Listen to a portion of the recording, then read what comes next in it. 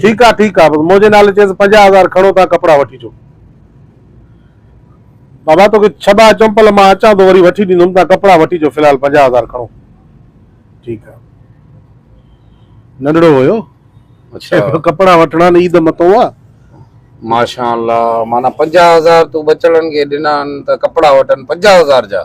अरे किस्मत सा ईद अचे दी बचन को वधिक तो कुछ ना है कमायूं तो बचन जे लाए पर फकीर मोहम्मद अल्लाह तो के हयाती दे वो सही आ बचड़न जो भी हक आ हाँ पर यार एकड़ी गाल के नाराज न थी जाए हुकुम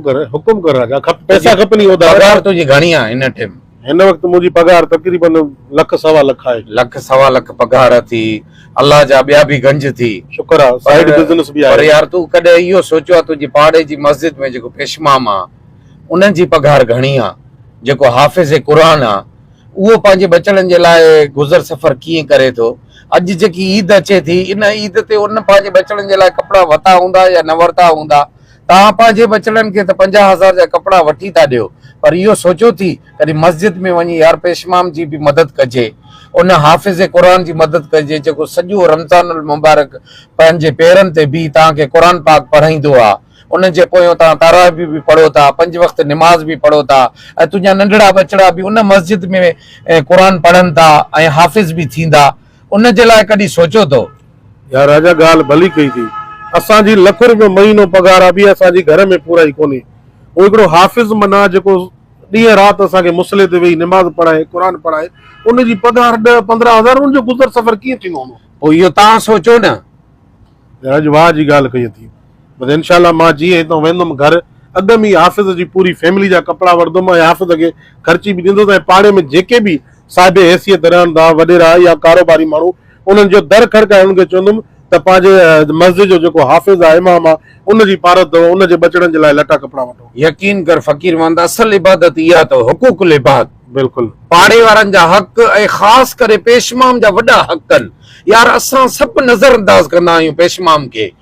जेको हाफिज़ कुरान आहे न असां ईअं सम्झंदा आहियूं उहो हिकिड़ो मौलवी आहे ऐं मुल्ला आहे इन नज़र सां उन खे असां न ॾिसूं उहो हाफिज़ कुरान आहे हेॾो कुरान उनजे सीने में समायल आहे उहो असांजी ख़िदमत करे थो पूरे पाड़े जी बचनि जी उहो अल्लाह जे सहारे आहे ऐं असांजे सहारे हूंदो आहे त मन को जमायती